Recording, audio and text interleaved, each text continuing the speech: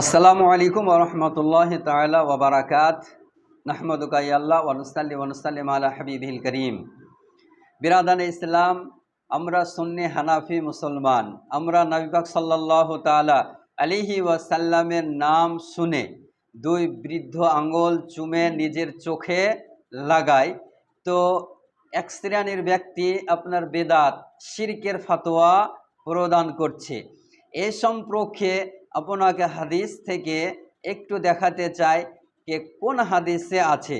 আপনি উঠিয়ে দেখুন, ইমাম আব্দুর রহমান সাখাবি মাকাসিদুল হাসানা 383 পৃষ্ঠা 1021 নম্বর হাসিয়ায় তিনি বর্ণনা করেছেন, এবং আল্লামা আজলুনি কাশফুল খাফা দ্বিতীয় খণ্ড 259 পৃষ্ঠা হাসিয়া 2296, আল্লামা মুল্লা আলী কারি রহমতুল্লাহ আলাই আসরারুল মারফ কিতাবে 212 পৃষ্ঠায় এ হাদিস উল্লেখ করেছেন। হাদিস নাম্বার 453।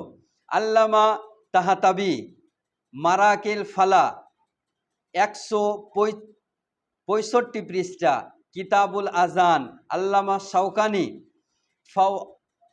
ফাওয়াইদুল মাজমুআত প্রথম খণ্ড 39 পৃষ্ঠা, ইসমাইল হাক্কি তাফসিরে রুহুল বায়ান 7 খণ্ড 229 পৃষ্ঠার মধ্যে এ হাদিসটি আনায়ন করতেছেন।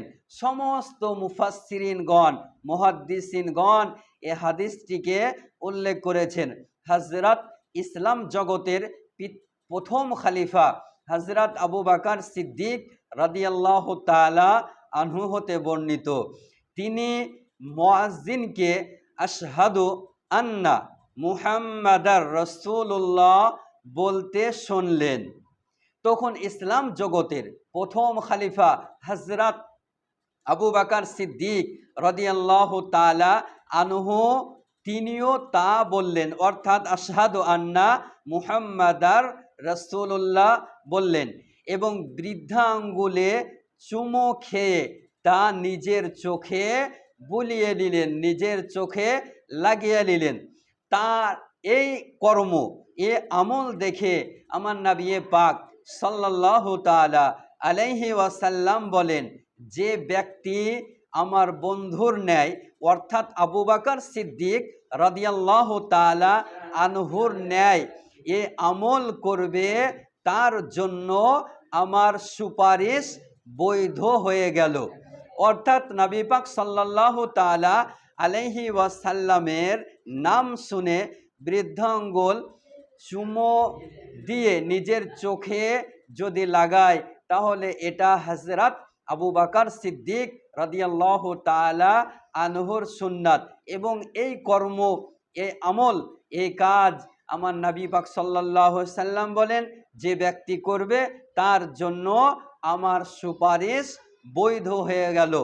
এখন কোনো মোল্লা, কোনো মুন্সি, কোনো পাগল, কোনো মেন্টাল যদি আপনাকে বলে যে চোখে নবীর নাম শোনার পর চোখে চুমো দেওয়া যাবে না, বেদাত শিরিক, তার কথা মান্য করা যাবে না, যাবে না, যাবে না।